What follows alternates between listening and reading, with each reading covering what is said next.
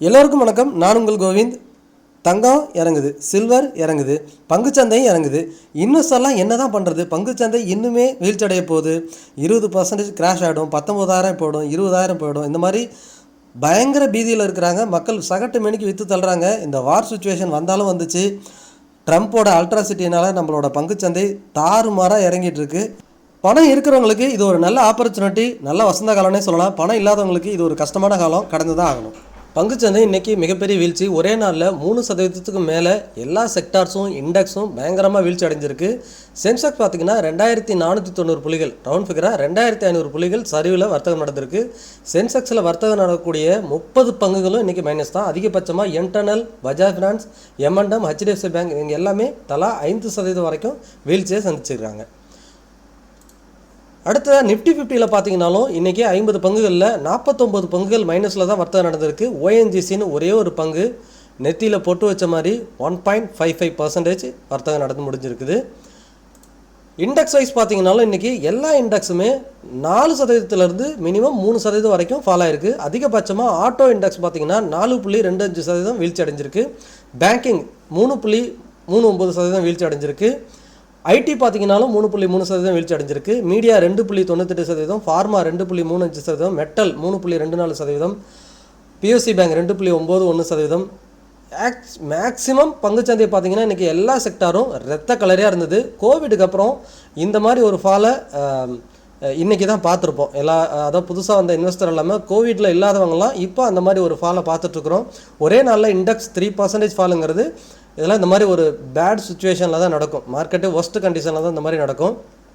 Nifty பார்த்தீங்கன்னா ஒரே நாளில் 775 புள்ளிகள் சரிவில் வர்த்தகம் நடந்து முடிஞ்சிருக்கு. இன்றைக்கி என்எஸ்சியில் வர்த்தகம் நடந்த 3300 பங்குகளில் அட்வான்ஸ் வெறும் 532 பங்குகள் தான். 2677 பங்குகள் மைனஸில் வர்த்தகம் நடந்திருக்கு. அன்சேஜ்டு 97, 52 வீக் ஹை தொட்ட பங்குகள் வெறும் 17 தான்.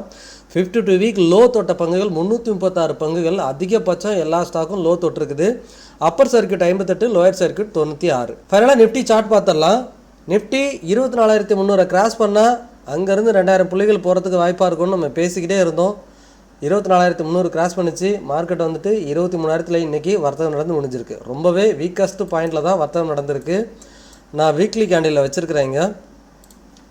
இதுக்கப்புறம் பார்த்திங்கன்னா நமக்கு ஸ்ட்ராங் சப்போர்ட்னா இங்கே தான் 21,800. நம்ம சொன்ன மாதிரி ரவுண்ட் ஃபிகராக 22,000 ப்ளஸ் ஆர் மைனஸ் 200 புள்ளிகள் வச்சுக்கோங்க.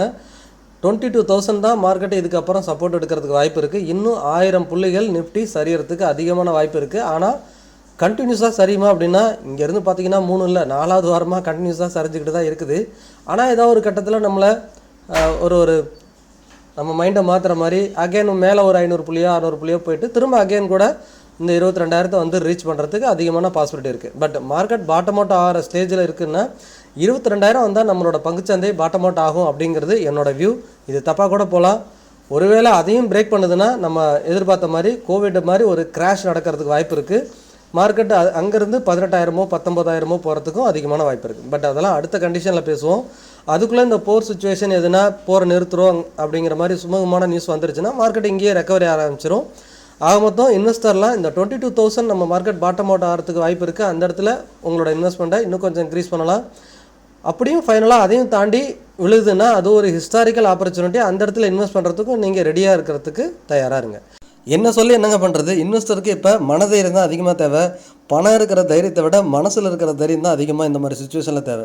இங்கே பார்த்தீங்கன்னா ஒரு டபுள் டாப் கண்டிஷன்ஸில் இருக்கும். பார்த்தீங்கன்னா மார்க்கெட் எக்ஸாக்டான டபுள் டாப் தெரியாது. பட் இருந்தாலும் இங்கேருந்து பார்த்தீங்கன்னா ஒரு டபுள் டாப் மாதிரி போட்டுட்டு அந்த பாட்டமை பிரேக் பண்ணும்போது, சப்போர்ட்டை பிரேக் பண்ணும்போது இங்கே ஃபால் ஆகிடுச்சு. ஸோ அதை தான் நம்ம சொல்லிக்கிட்டே இருந்தோம். அந்த 24,300ங்கிறது ஒரு ஸ்ட்ராங் சப்போர்ட்டை அதை பிரேக் பண்ணக்கூடாது அப்படிங்கிறத நம்ம சொல்லிக்கிட்டே இருந்தோம். அந்த இடத்துல சப்போர்ட் எடுக்கணும்னு எதிர்பார்த்தோம். அது நியரஸ்ட்டாக ஒரு தடவை சப்போர்ட் எடுத்து மார்க்கெட் ரைஸ் ஆகிடுச்சு. ஆனாலும் அந்த இடத்துல இருந்து திரும்ப அகைன் வந்து பார்த்தீங்கன்னா மார்க்கெட் வந்துட்டு இப்போது அக்ரெசிவாக ஃபால் ஆகிடுச்சு. இது ஃபுல் அண்ட் ஃபுல்லி நம்ம வந்துட்டு போர் சுச்சுவேஷனால தான் இந்த மாதிரி மார்க்கெட் இறங்குது. நல்லா புரிஞ்சுக்கோங்க. இந்த மாதிரி பயம் இருக்கிற சூழ்நிலையில் தான் மார்க்கெட் இறங்கும். அப்போ தான் மார்க்கெட்டில் இருக்க எல்லாம் வெளியே போவாங்க, விற்றுட்டு வெளியே போவாங்க, பெரிய பெரிய இன்ஸ்டியூஷன் உள்ளே வருவாங்க. அதனால் நீங்கள் இப்போ பயப்படாமல் இருக்கணும். எந்த இடத்துல இன்வெஸ்ட் பண்ணணும் உங்களோட ஃபினான்ஷியல் அட்வைசரை டிஸ்கஸ் பண்ணி நல்ல இடத்துல இன்வெஸ்ட் பண்ண ஆரம்பிங்க. கோல்டு பார்த்தீங்கன்னா நேற்று தான் நம்ம பேசியிருந்தோம். $500 இருக்குது. 4,500 4,600 அந்த இடத்துக்கு வந்தால் நம்ம பை பண்ண ஆரம்பிக்கலான்னு. எக்ஸாக்டாக இன்றைக்கி கோல்டு வந்துட்டு இன்றைக்கி கிராஷ் ஆகிடுச்சு.